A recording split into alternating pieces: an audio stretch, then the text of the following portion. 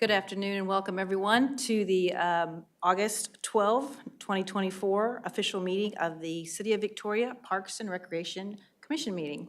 Welcome everyone. The meeting is now called to order. Citizen communication. I don't see anyone in our audience, so we will move through that. Do we have any announcements from the commissioner or from staff today? All right. Next up, approval of the minutes. Has everyone had a chance to look over them? I'll make a motion to, I'll second your motion. All right. motion to approve the minutes. All right, so the minutes are approved and keep going forward. All right, so in other business, we are going to switch around our three topics, and we're going to begin with the Community Center Master Plan presentation from Assistant City Manager Mike Etienne. Welcome. Yes, good afternoon, Madam Chair and members of the commission. Mike Etienne, Assistant City Manager. So today I'm going to provide you a brief update on where we are with the Community Center Master Plan. So as you know, we recently hired a consultant named Populous to develop a master plan for the community center.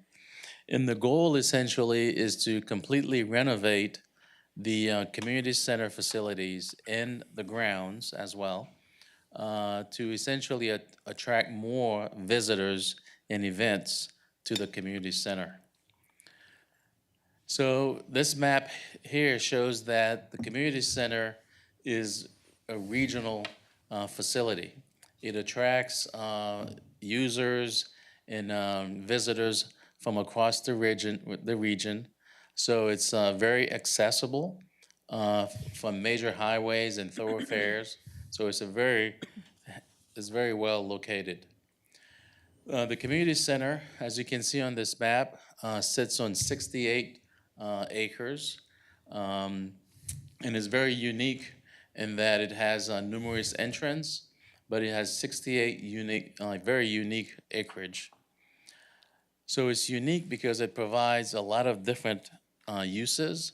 So you can see on this map, we have adult softball. We have the facility itself, which is that includes the dome, includes the arena, and then we have the livestock pavilion, parking. We also have the soccer fields at the community center, skateboard, the skate park, and parking.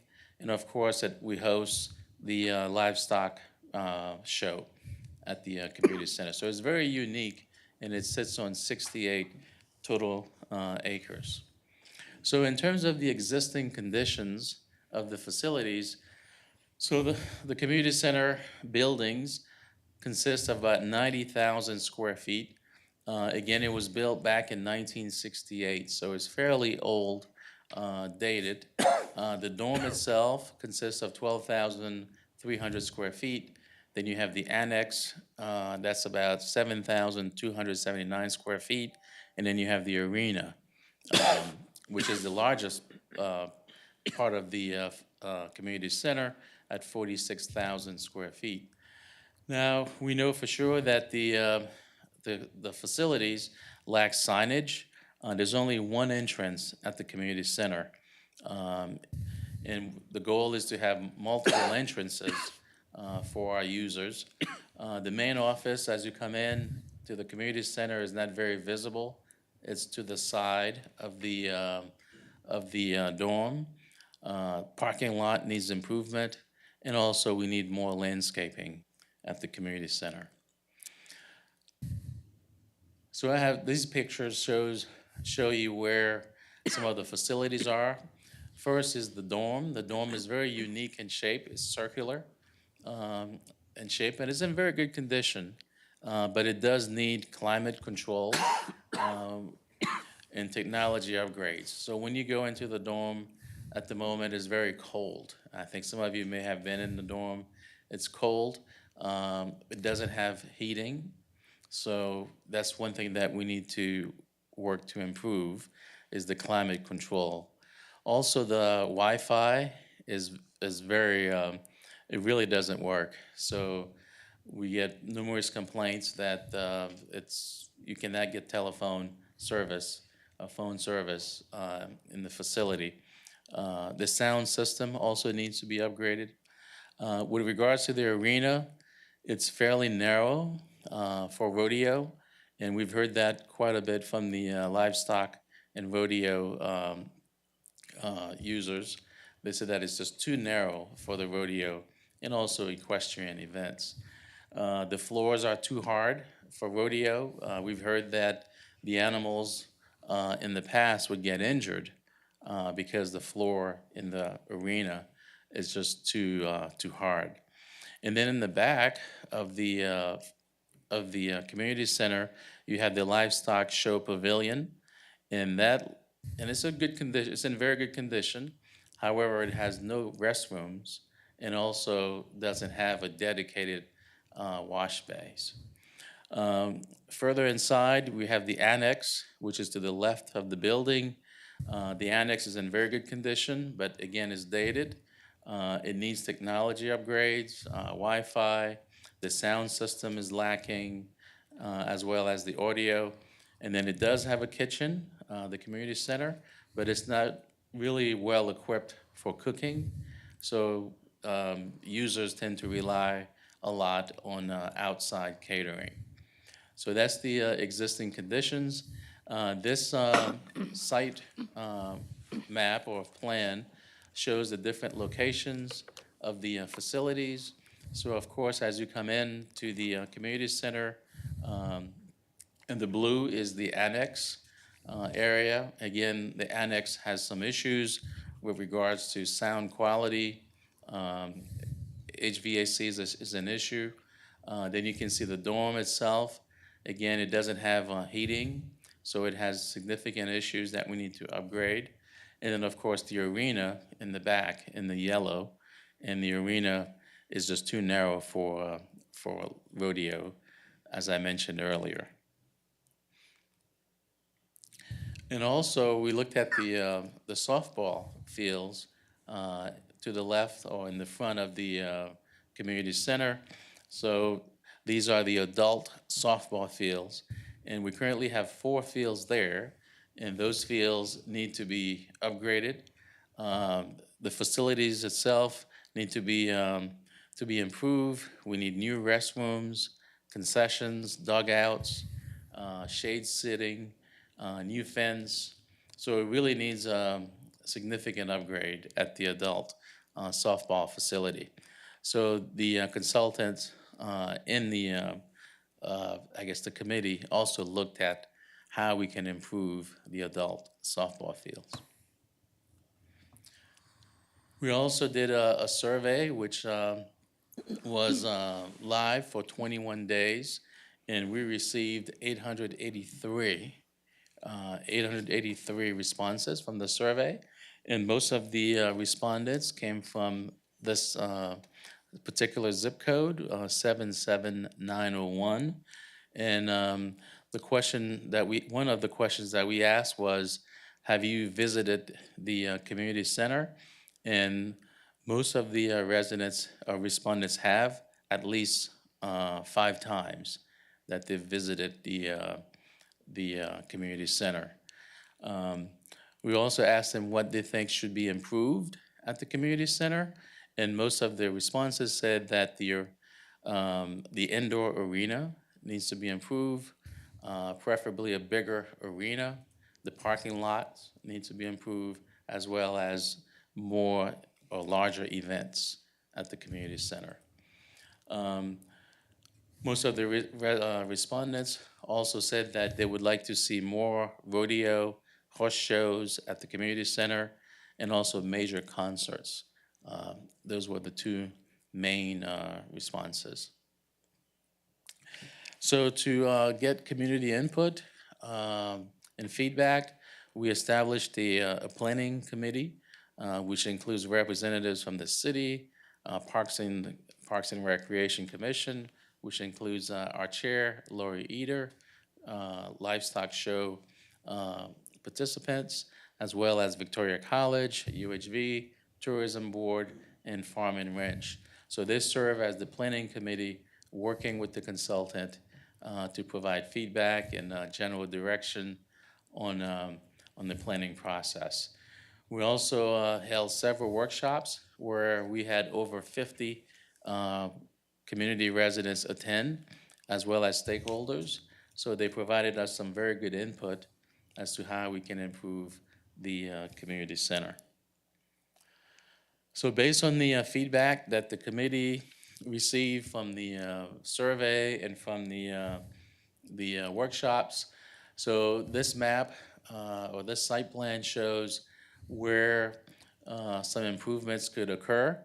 As you can see on the left, you can see the improvements to the adult softball fields.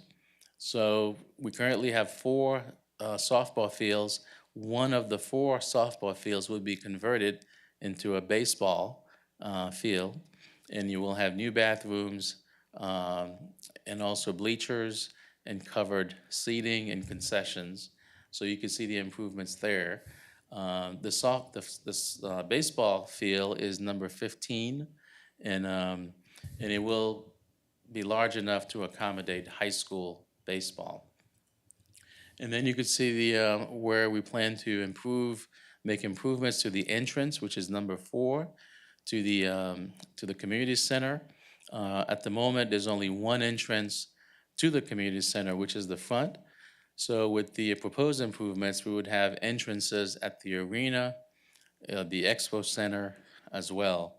So, and you can see the big improvement is with number 6, which is a proposed new covered event/arena, which would be used for rodeo and livestock.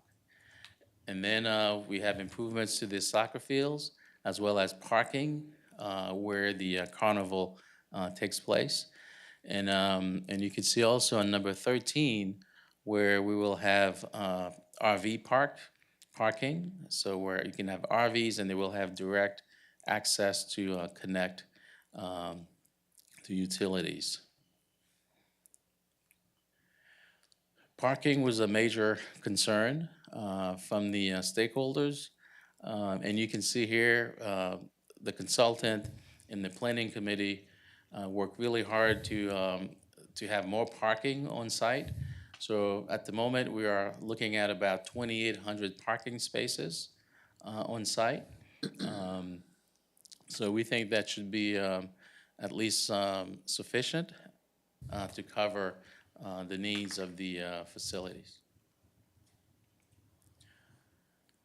So this is a different layout showing the entrances to the new facilities. So you can see there would be, instead of having one entrance at the very front, there will be 2 additional entrances, one into the expo, like the old arena, and another one at the new or the proposed arena. And there'll be a nice boulevard that goes between the buildings and the carnival parking. So the expo center is, I guess that's what we're calling the old arena. It'll be converted to an expo center. So that's the recommendations. So again, the dirt floor in the arena, that's currently in the arena, would be replaced with concrete. There will be, again, a dedicated entrance, office, concessions, and restrooms at the expo hall. And it would accommodate expositions as well as sporting events. So in terms of sporting events, what could occur in the expo hall? Again, this is currently the old arena. Converting it to an expo center, you could accommodate basketball, volleyball, pickleball. You could have traditional trade shows. You can have banquets, indoor soccer. So essentially, it's converting it to a expo or sporting event facility. And then finally, the consultant and the stakeholders suggested building a new covered arena, which would be immediately to the rear of the current arena. And this covered arena would be approximately 85,000 square feet. about 130 by 280 area. It would probably sit around 3,000 spectators. It would have a dedicated entrance, ticket booth, restrooms. It could also be used for concerts and so forth. So that's the proposed arena. Again, that would have an entrance, a dedicated entrance towards the boulevard, same as the old arena, which we now call the Expo. So this is another view of the proposed arena. It would sit around 3,000 people, and you could see that it could be converted from using it as a rodeo and livestock shows. Could also be converted to a concert venue. Moving it or changing it to a concert venue would accommodate about 4,000 spectators. And then finally, this is a view of the softball, baseball facility, or the proposed. And again, you could see that we would have 4 fields. It'd be 3 softball fields, and 1 would be baseball field, which could accommodate high school baseball. So that's the proposed recommendations or suggestions from the committee as well as the stakeholders. So we are still working with the consultant to finalize the plans. So the next step is for the consultant to present this plan, the master plan, to City Council sometime at the end of September. And then we'll come back and talk about implementation. Any questions? Yes, sir. I had a question, Mike. What is the ceiling height in the new arena? Because I know that's been an issue with a couple of people that have come or wanted to come to do events there. I think the ceiling height right now is like 18 or 20 feet or something like that. So it's really low. Are they going to take that up a little bit? Yes, sir, they will. So it'll be more than 18 feet. Right now, the current arena is 18 feet. Okay. The ceiling height is 18 feet. So at the moment, I believe the consultant was looking at about up to 24 feet for the ceiling height for the new arena. Is that something that, like, I don't know where, I'm sure the consultant does, is there a standard of that, or like for different events? Like, I remember years ago going to one of the monster truck shows and being terrified, like the trucks were gonna hit the ceiling. It was like a matter of time. And I know that for some concerts with like bigger stages, you couldn't fit like a big stage in there with being 18 feet. Like, how did they come to that 24 number? From what I understand, there's a standard for safety reasons, but I need to I've got to find out specifically from the consultant what is that height. But I know for this particular one that we're looking at, it's going to be more than 24 feet. Okay. Yeah, the new arena would be another place where they could go for some events, because it's surely going to be very tall. I would think that if it's like other ones. And then just to clarify, it was 3,000 seat capacity and then up to a max of 4,000, not 3,000 plus 4,000 for 7,000. Right, so the max is up to 4,000 when you have, when you convert it to a concert venue. Gotcha. It's actually more than 4,000, and that's, on that drawing diagram you showed, it had the screen like right in the middle. I mean, it could actually seat about 5,000 on the floor, I mean, for any one event. So it's 3,000 it's 3,000 fixed around the U-shaped perimeter, and then they could, floor seating would be about 1,000, but you could actually put more on there, adequate if you had some other kind of event. And so does 2,800 parking spots correspond to 4,000? Is that, again, I'm sure there's a metric or some math there. Does the math on that? Yeah, we're still looking for additional parking spaces because we know that's a priority. So, so we do have, like, where in the soccer fields, that could also be excess parking because the soccer fields could be used as I guess, additional parking for the users. So, but we're still looking at ways to add more parking to the area. Yeah, I went to one of the meetings and the consultant said the livestock show, if they had the carnival and maybe an outdoor concert going on at the same time, that would be the only time when parking might be a problem. So they are looking for more. Yes, we are looking for more, because again, we want to make it as easy as possible to park and as well as to get out of the facilities. And so this will be presented at the city council meeting in September? Yes. Okay. And the consultant will provide the approximate price tag? Yes, at that time, yes, they will provide a cost estimate for to implement the master plan. So that would include all the different phases to it. So they are working on that at the moment, is come up with a cost to implement this Mike, master plan. have these thought about partnering up with the school district and utilizing the Stroman parking lot if there happens to be an overflow? Yes, and actually, we currently do that. For example, when we have the livestock rodeo show, we do partner with the ISD to use the Stroman parking lot. Also during the fireworks, we partner with them. So that partnership will continue. Have they come up with a cost or something like that, what we're looking at for the taxpayers, or 50 million. Not yet. not yet? We're still looking at all the. Not even a bird's eye view?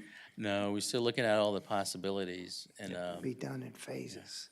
Mike, once the plan is approved, do they have any kind of timeline, projected timeline on completing the project, or is that to come later? that's to come later. That's to come later. Yes, sir. I notice you have one baseball field for high school baseball. How does that fit in with sports tourism? I know when I was following grandson around for various baseball tournaments, a lot of the places had as many as 4 fields. Yeah, so so having this new, I guess, baseball field will significantly help with sports tourism, especially when we have tournaments. So that field there could easily be the championship field, because that's because you could play baseball on the other fields, the smaller ones, but this field will be like top of the line facility, and it could be the field that the teams come to play the championship games on.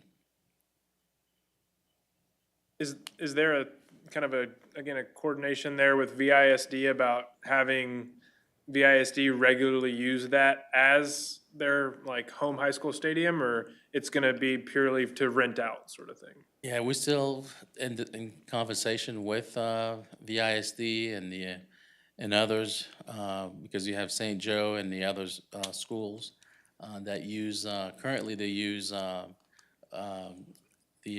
Riverside Stadium to play their baseball games. So we're currently in conversations with them to see if they would be willing to use this facility as well. So we have those conversations. They're currently ongoing.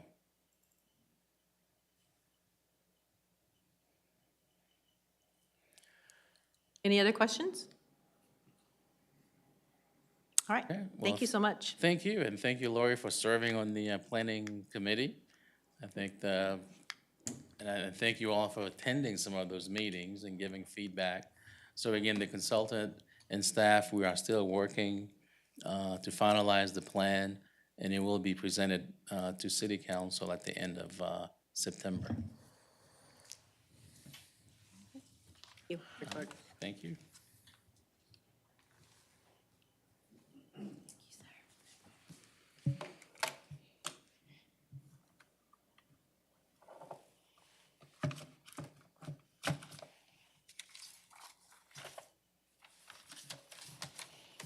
Thank you.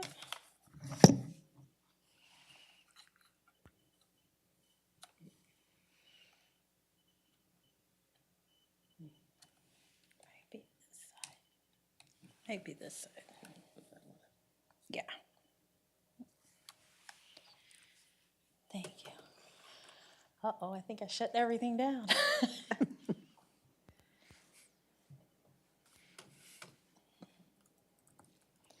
Pause for technical difficulties. Very wise man right there that might be able to tell you.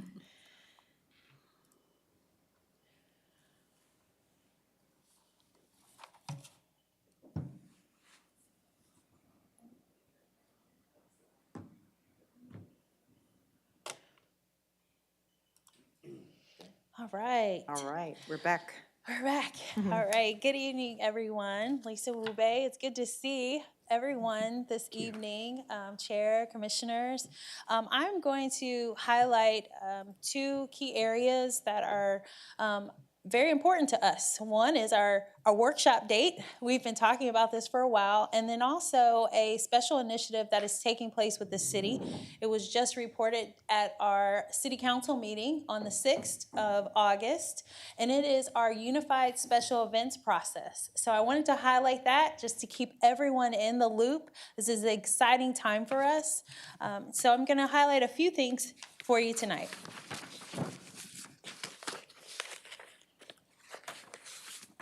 If I can get it going. Sorry.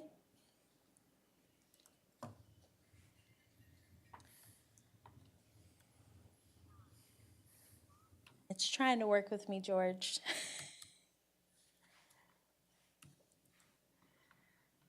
Not yet.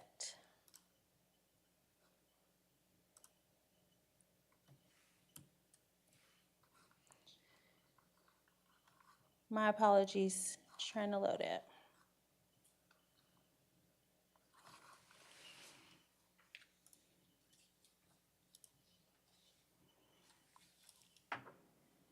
There we go.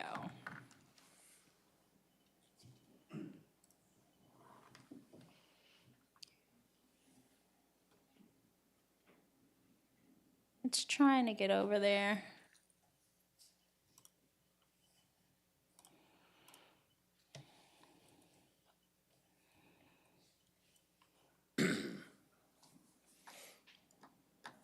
Pull it. There we go. I found the mouse. Yes.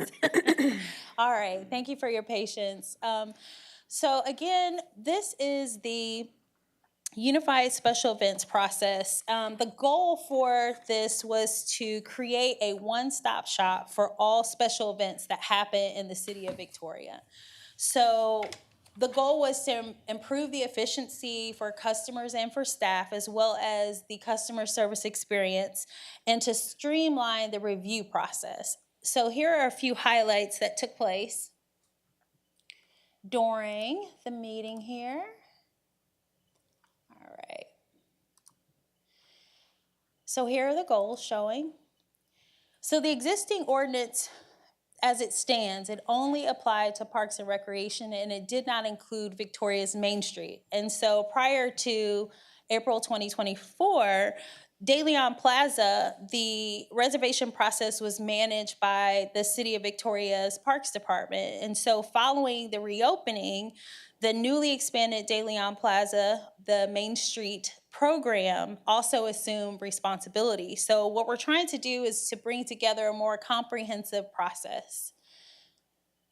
You can also see that it was the customer's responsibility to make multiple stops to multiple departments to get their permits, as well as the submission process was only a paper copy, so only one channel.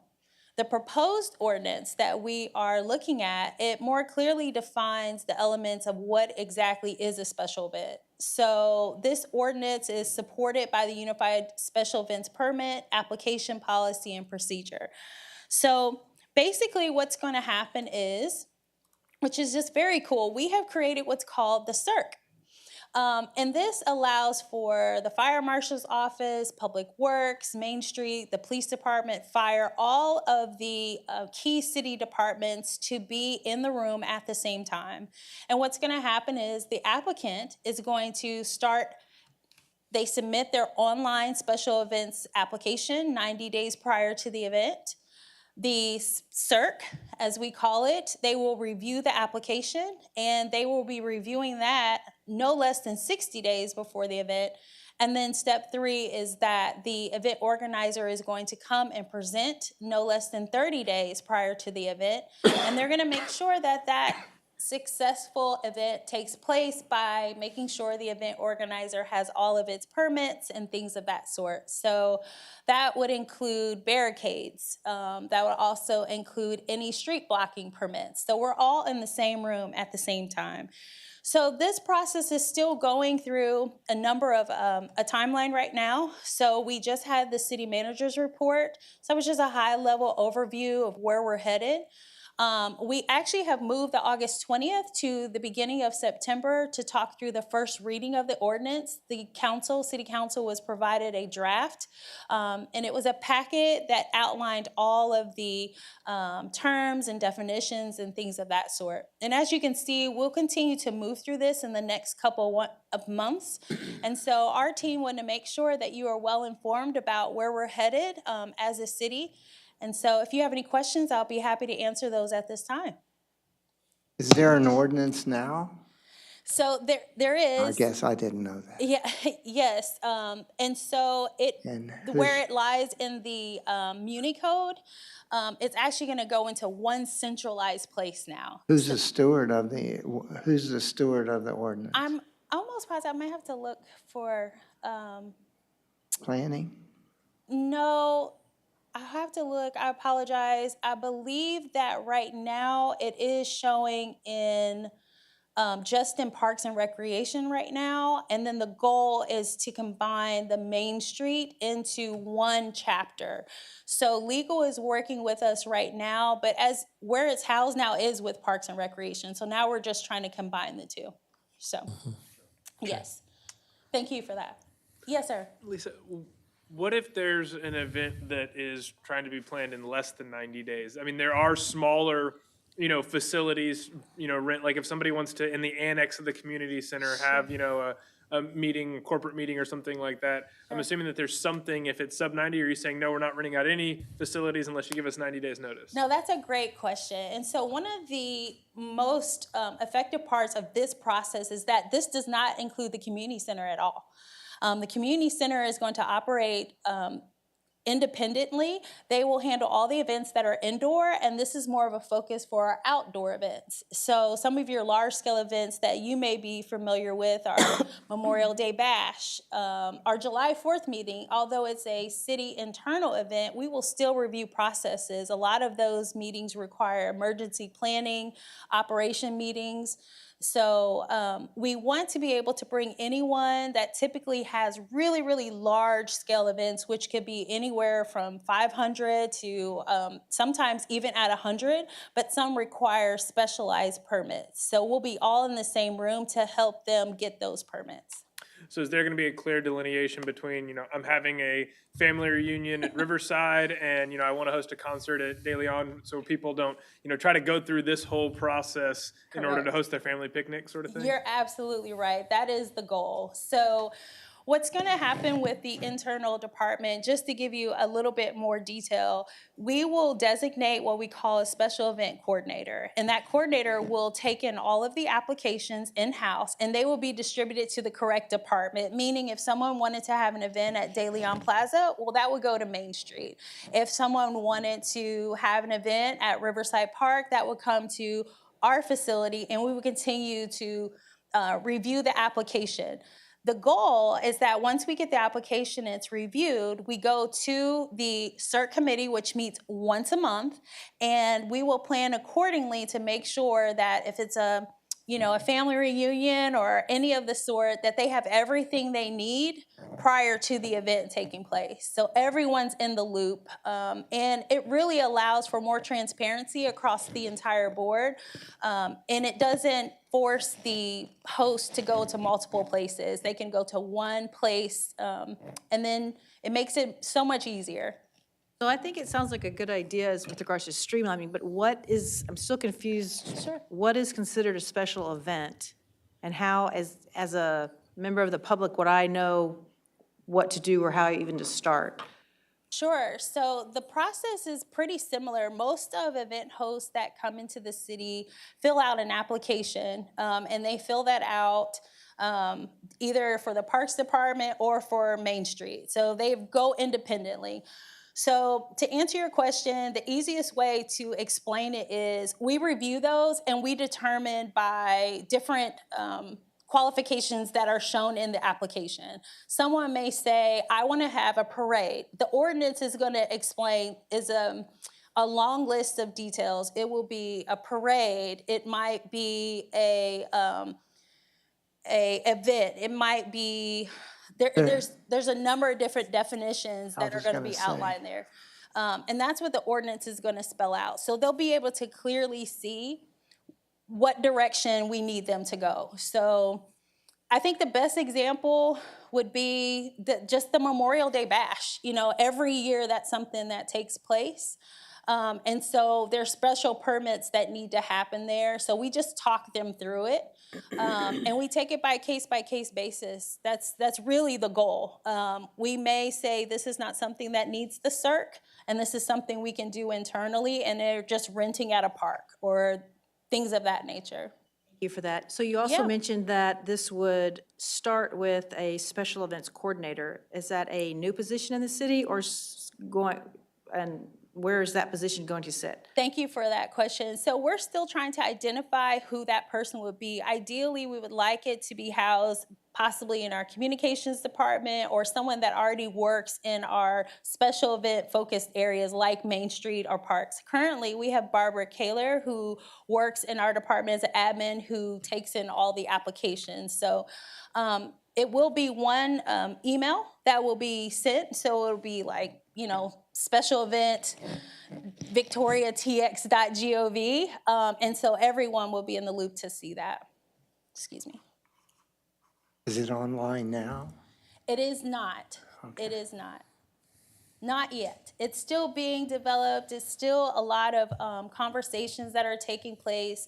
Our city manager, as well as our assistant city manager, we're still in discussions about, you know, exactly what you asked. What defines a special event? What are some of the questions we're going to get from the public? So the feedback that you're giving us today is great.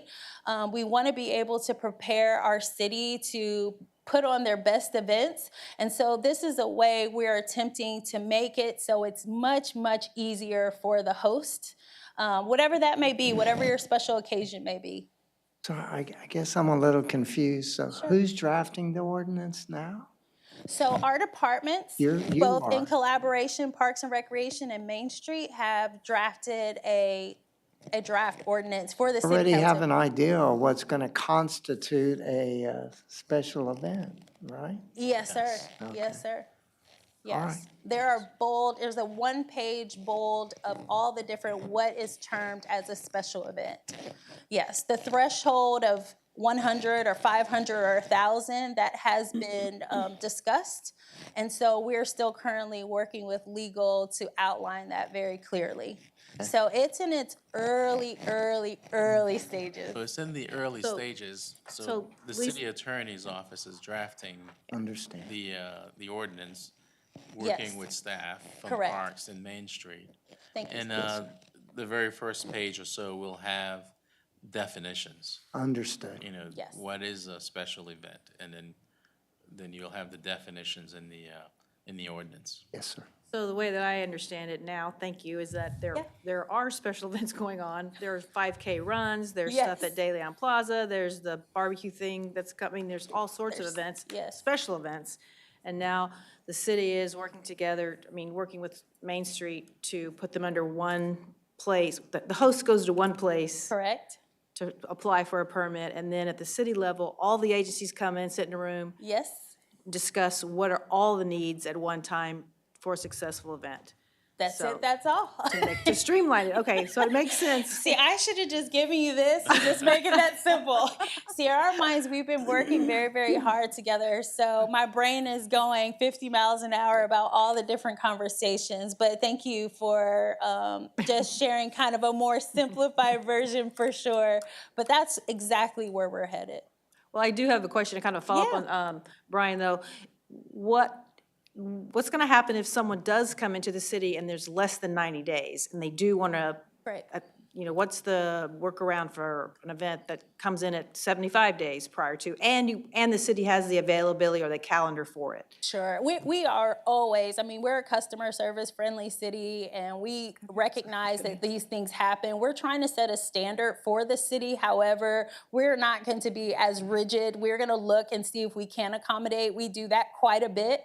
I think that's just the nature of the city that we live in. So we would certainly be flexible with that, just within reason. I think our departments are well willing to be accommodating in instances like that. No issues. And that makes sense, Lisa, especially if you're meeting monthly anyway. So Yes, there's- exactly. Yeah. Exactly. I don't think we've ran into too many issues with the time frame, but great question. Great idea. Look forward to seeing it come to fruition. Yes, we I are think this- too. I think this is a very good what you're bringing in, one-stop shops, because that's something that's very popular across this country right now. That business, we're getting away from the old 20th century, we're going to the 21st century mentality now. I think this is real good because people can get everything done right there in one spot instead of going all over the place. So kudos to you for doing that. Thank you. Thank you. Thank you for cutting red tape. Yes. We're trying. We're trying. Thank you. All right. And so this brings us to, let me move this down here. Let me get back. Our potential workshop dates. So I'm really excited. And I must say, a little birdie told me, do not make it 8 o'clock, make it 9. So I'm assuming I have put an asterisk by the fact that our workshop, although it be on a Saturday, we look forward to brainstorming and sharing some key updates from our department. But I believe now is the time to kind of share. We really want to get the ball rolling. There's a lot of initiatives going on, a lot of discussion that we should have. And so the dates that we have proposed are the first Saturday and second Saturday and the last Saturday. And so we just need to decide which one of those dates work best for the board. And that workshop will take place from 9 to 12. And so we're just opening the floor for any, discussion for that. We will make sure that everything's in place. If there are any topics that you would like to hear more about, some more details, if we've missed anything, please let us know. This is a good time for us to have our time together. So thank you so much, Felisa. This is one of the items that we've been trying to meet on for a long time. I think it's really important that we take another look at our master plan. I know that for the new commissioners, we're going to go over like on a high level what that is and where we are today and are currently, and then also kind of go through there and see where we want to be in the next year, 3 years, 5. So that is definitely one of the items for the workshop, and then whatever else the city wants to come up with. But I think it's a really good time for us to get together and talk about the commission and just, to be together for these few hours. So I am not available September 7th Okay. at all. Neither am I. Okay, so, All right. The 28th is the only one that works for me, okay, so. so the 28th works for me. Okay, that's 2. Anybody Three. opposed to the 28th? Anybody opposed to the 28th? Nope. John? I may not be here. I may not be here, but that's fine. We'll do the 28th. I believe we can explore a virtual No, option if that's no, also the case. No, I hope to be at a football game, but we'll see. Oh, that's very important. Sorry. College No virtual football, there. college football. But no, whatever y'all decide is fine with Okay. me. So Work it's for you? 28, 28. looks like. Okay. That's great, thank you. All right, and now I'm going to pass it to our Assistant Director, Steve Gallagher, who's going to give a few updates on 2 of our key parks. Real quick, Lisa, so Yes. that workshop meeting will be at the Parks and Rec Correct. offices? Yes, yes. Okay. And you will send us a reminder? I was gonna say, I got you. I'm putting Jessica it in will, right thank you. now. Yeah, we're putting in our, yeah. All right, good evening, Commission. I got a first update on Brownson Park. If you get a chance to take a look at the park or get over there, right now, there's just this playground piece left. The pile behind the playground piece was where the old swing set was at. This morning around 9 o'clock, the company Fundabounds came and delivered all the pieces for the playground and for the swing set. And so we're doing this in stages so that users of the park who come play basketball can still use the basketball court and can still use this piece of playground while they're building the new playground where the swing set is. We're kind of doing a little switch. If you go over there, there's that beautiful tree there. And so we're working to save that tree and to put in the new components and provide new spacing as well as the shade structure over the playground. The new playground will go the other side of the tree there where the old swing set was. The new swing set will go over to the side, kind of in between some picnic tables with its own shade structure. And so that'll allow us to repurpose this space to some green space and some grass space down the road. And then we also have 3 little sound pieces of touch sensory equipment that'll be going in just on the back side of the tree that children will be able to play with. So right now, the current schedule is about 2 to 4 weeks for the company to install the new playground, install the new swing set, and then as the new playground is installed, we'll do a soft opening with it so that the parks team can come in and remove this current playground piece of equipment. And then around the perimeter, there's about 800 feet of fencing that'll be being replaced too. And so that'll make it really look like a brand new park in all. It's gonna be that black powder coated type style painting. So it's gonna make it look really sharp. And then we'll pressure wash the basketball court and paint some lines on it as well. So, you know, pending any weather or anything like that, I kind of got about a 4 to 6 week frame on it, but it may be sooner than that we'll post a ribbon cutting out there and be able to invite everybody out that can have a play date out there, and really look forward to this playground being completed here. And if we can get it done at the end of fiscal year, I think that'd be a great win as well. So very excited about that. I do have an image here. And so you can see the different concept here of the playground. This is the actual colors that will be in the playground, as well as the actual soft material, the pour and play that'll be there, as well as the patterning and structure that will be there. And so each of the swing set and the playground will have the teal shade structures on top of it. And then you can see behind the tree the 3 or 4 playground pieces. I believe there's 3 that's coming in that'll be around the tree, but a lot of play. Pretty much you're looking where anywhere from that 2 to 12-year range can have a lot of fun over there at this piece of equipment, and as well as having the basketball court there. We have a lot of great responses to the playground. We do look to continue to work on the park. One of the things that we're working on is we're adding a hose bib so that we can, in the future, add a drinking fountain, have the ability to clean equipment or to water trees or anything that we need to do over there. And then just some sidewalk connectivity in the future. It's still on our plans to, if you remember in the prior picture, there was kind of like a sidewalk around the tree and around the play structure. But just general connectivity is still in the talks as well as a solar light. So some other things down the road will still be looked at for the park. Right now, the 3 structures are the swing set, the playground, and the fencing, and a little cleanup on the basketball court. But these amenities are going to really change the park for the first time in about 30 years. So very excited about that. Okay, and then the next project to go over, we're working behind the scenes on the Ethel Lee Tracy bathroom. And so we went and got approval in April for that to take place. And so you can see on the concept art there, that's gonna be where that sidewalk connects between the splash pad sidewalk and the playground sidewalk. And then you can see the distance and the relativityness to the basketball court, about 20, 30 feet off the basketball court there as it connects into the sidewalk. And so right now, we're going through final engineering concepts. We're making sure that, the states approve it, the soil samples are good, the final architecture and construction documents are put together and stamped and certified by the city and the state. And then they're gonna be building that building off-site.